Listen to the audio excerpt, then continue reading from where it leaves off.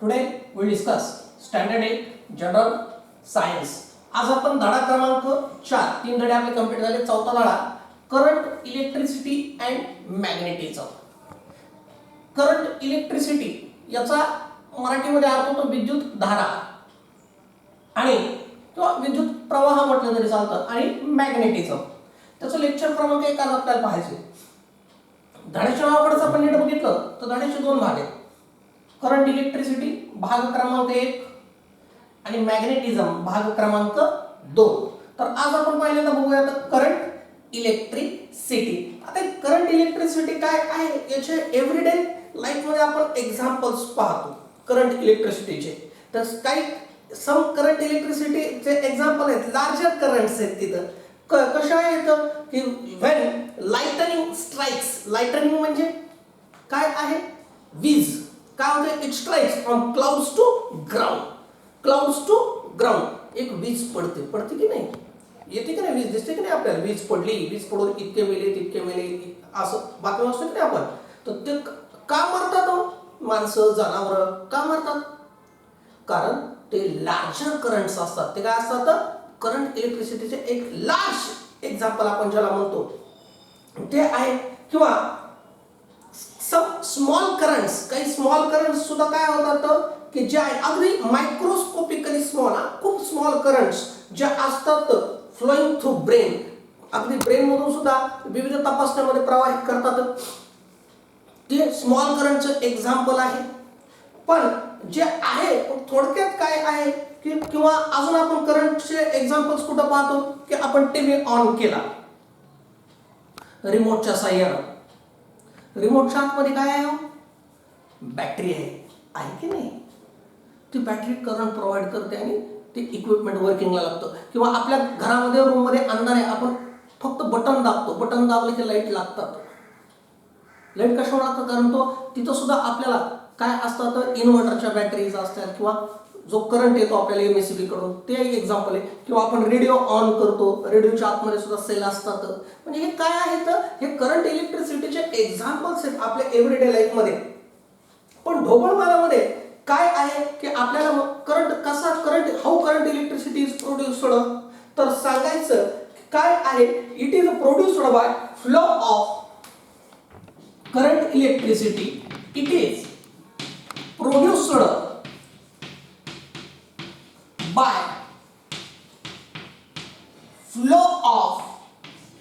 by flow of काय आहे की जे both negatively and positively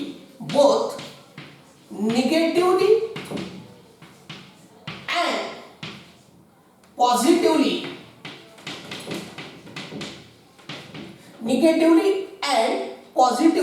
charged particles.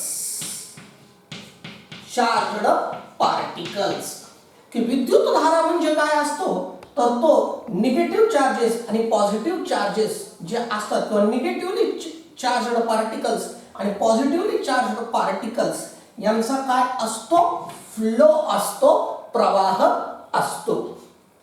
की हे पार्टिकल्स जे असतात charged particles positive and negative both they flows in one direction. आणि तेव्हा आपण म्हणतो की काय आहे करंट इलेक्ट्रिसिटी काय झालेली आहे जनरेट झालेली. हे इंट्रोडक्शन आहे.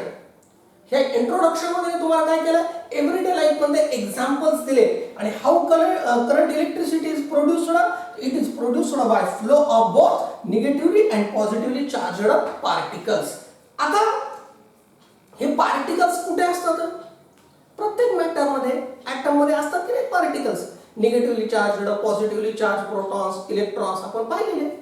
आता पुढचा मुद्दा आहे electrostatic potential. Electrostatic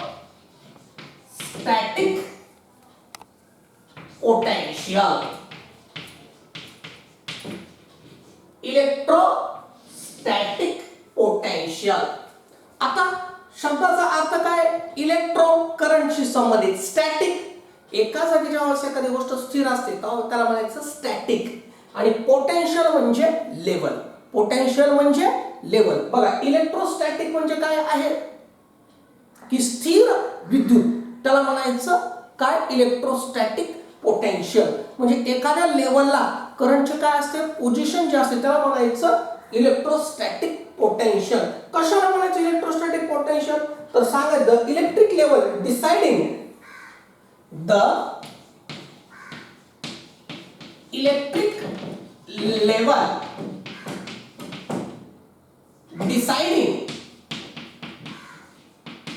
the electric level deciding the direction of flow of the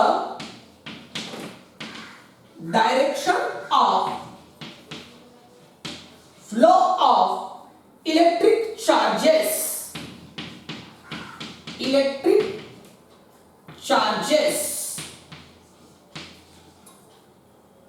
is called electrostatic potential. Is called electrostatic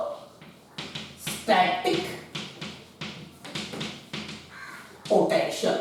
काय आहे बघा, मी म्हटलं इंट्रोडक्शन मध्ये करंट इलेक्ट्रिसिटी काय, तर फ्लो ऑफ चार्जेस आहे, प्रवाह तयार होतात.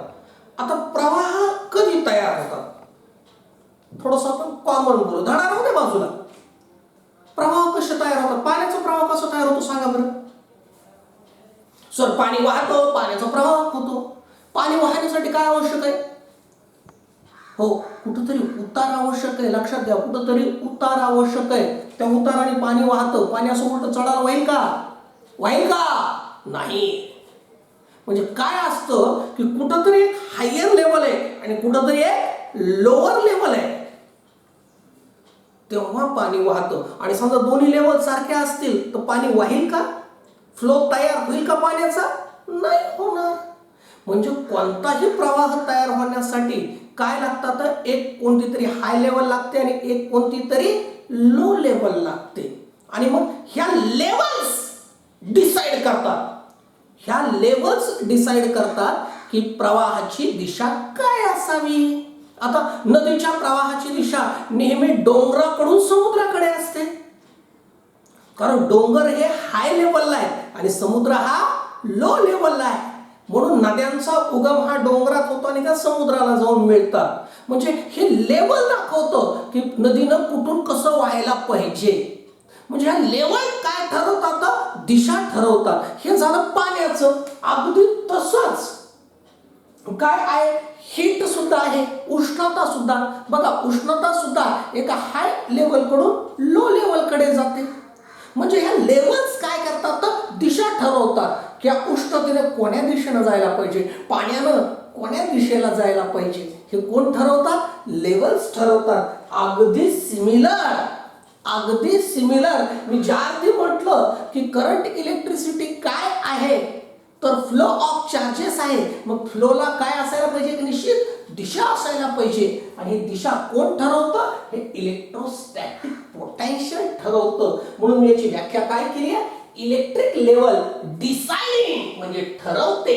काय ठरवते, direction of flow of electric charges. कारण फ्लो ऑफ इलेक्ट्रिक चार्जेस म्हणजे करंट इलेक्ट्रिसिटी आहे आणि प्रवाहाला दिशा आहे. ही दिशा कोण ठरवतं, तर इलेक्ट्रोस्टॅटिक पोटेन्शियल ठरवतं. It is electric level that decides the direction of flow of charges. बघा प्रवाह काय व्हायला पाहिजे, करंट इलेक्ट्रिसिटी म्हणजे चार्जेसचा प्रवाह आणि प्रवाहाला काय असते, दिशा असते.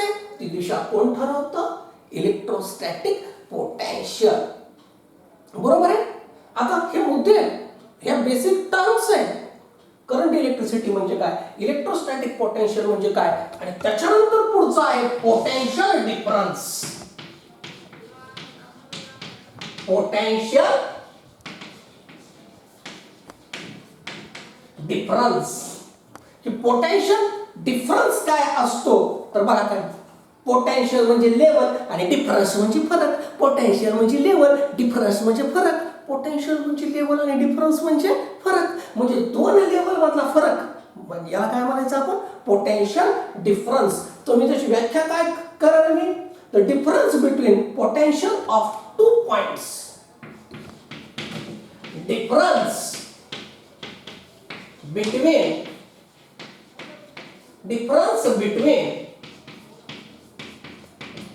potential of two points is called potential difference.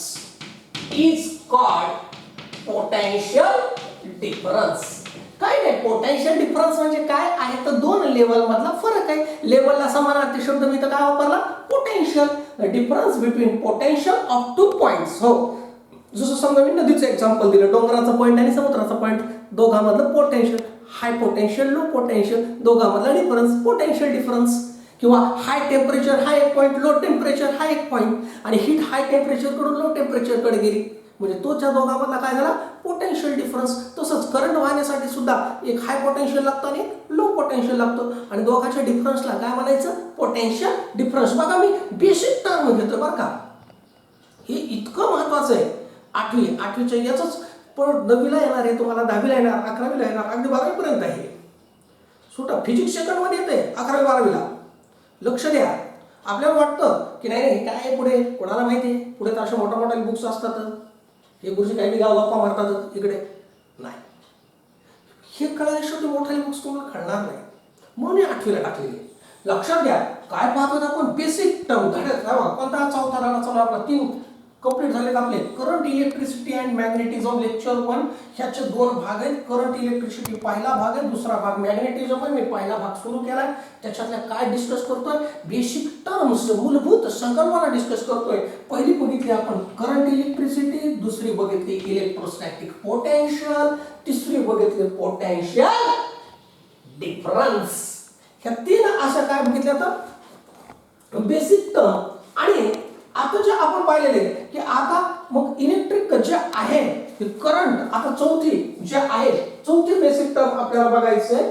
काय बघायची, करंट. बस आज इतकं शिकवणार आहे मी तुम्हाला की ह्या 4, त्याच्यानंतर 5वी टर्म नाही शिकवणार मी तुम्हाला. करंट की कशाला म्हणायचं, करंट आपण जे म्हणतो, हो करंट फ्लो होतो, की विद्युत धारा म्हणतात त्याला मराठीमध्ये, नेमकं काय आहे विद्युत धारा म्हणजे करंट. हा ही व्याख्या सांगितली ना मी, it is flow of charges, both positive and negative charges. पण एक ढोबळ व्याख्या झाली. शास्त्रशुद्ध व्याख्या काय आहे की what is meant by current.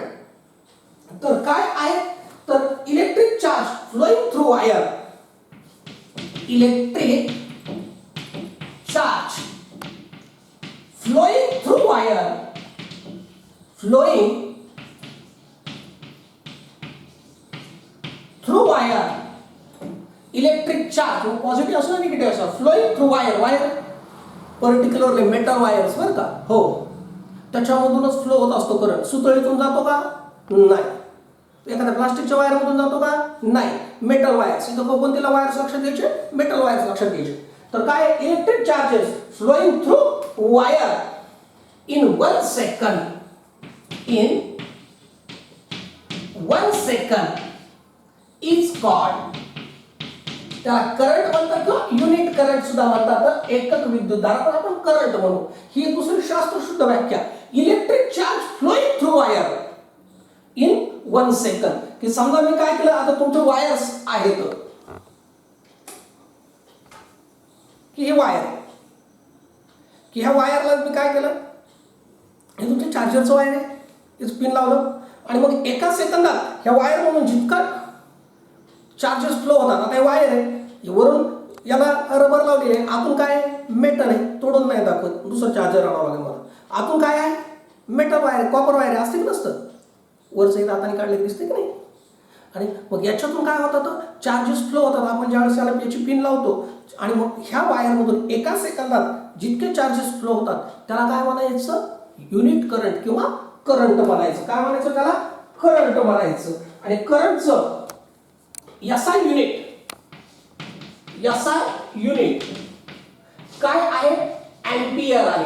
काय आहे, एम्पियर, AMPERE, एम्पियर. त्याचा सिम्बॉल आहे A. ह्या सिम्बॉलला दाखवतात. आता एम्पियर काय आहे, तर हे शास्त्रज्ञाचं नाव आहे.